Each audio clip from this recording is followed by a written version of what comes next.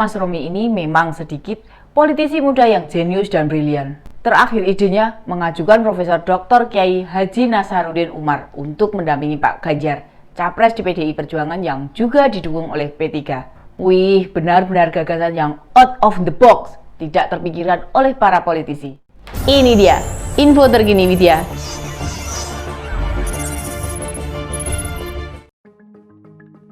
Ketua Umum PDI Perjuangan Megawati Soekarno Putri dikabarkan tengah menggodok tokoh Nahdlatul Ulama atau NU untuk menjadi pendamping Capres Ganjar Pranowo di 2024 mendatang. Santer beredar tokoh NU itu adalah Imam Besar Masjid Istiqlal Jakarta, Nasaruddin Umar.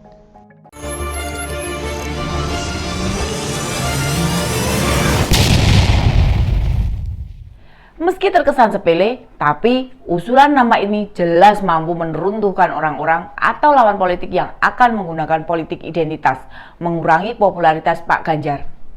Kenapa kemarin-kemarin tidak ada yang kepikiran nama Pak Kiai Nasaruddin ya? Sebelumnya, politisi PDI Perjuangan mengungkapkan bila bakal cawapres Pak Ganjar yang idealnya ya dari NU.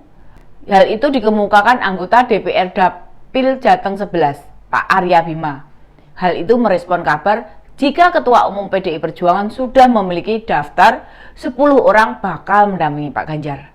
Artinya, latar belakang Ormas NU jelas jadi pertimbangan yang kuat.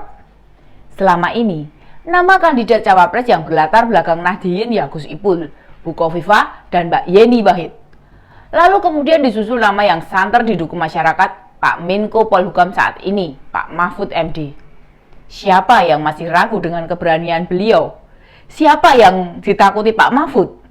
Cuma mendorong Pak Mahfud atau menawarkan ke parpol termasuk ke PDI Perjuangan pasti responnya kecil.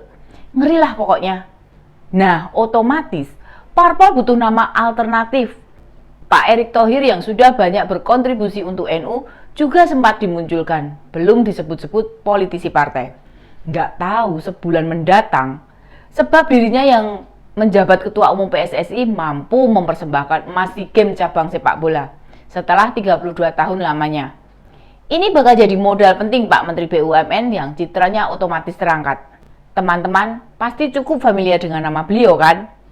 Kita tahu sebagian pendukung Pak Anies cukup fanatik soal isu-isu agama. Makanya ketika nama Pak Kiai Nasaruddin muncul, wah jelas menggegerkan dunia persilatan politik kita, utamanya di Koalisi Perubahan.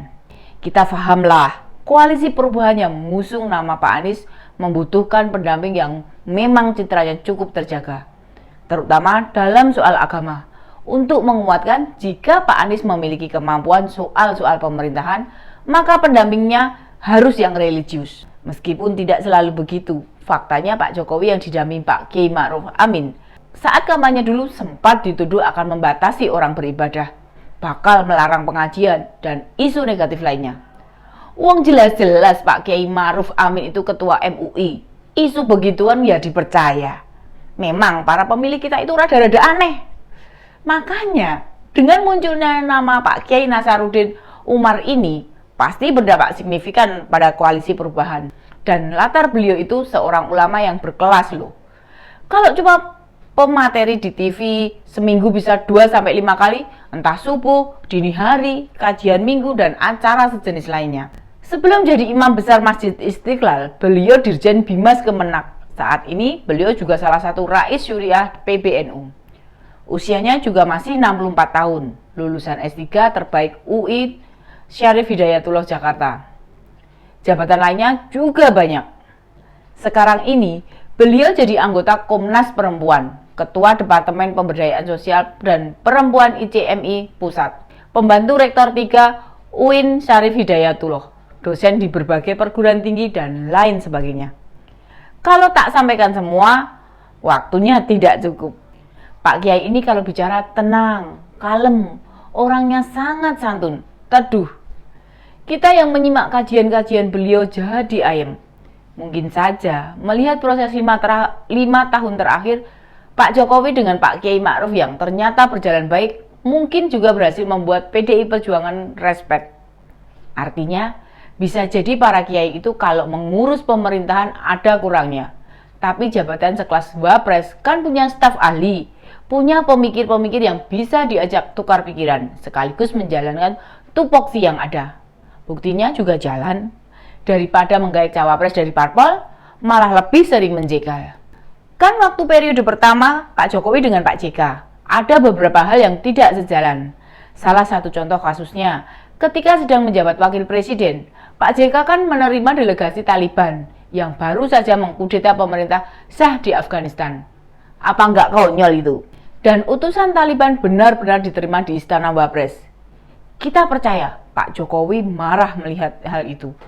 Masa pihak yang menggulingkan pemerintahan yang sah bisa diterima dan ditemui di Istana Wapres? Bukankah itu menandakan dukungan pada para pemberontak? Dengan diajukannya nama Pak Kiai Nasaruddin Umar, tentu makin menguntungkan Pak Ganjar selain PDI Perjuangan.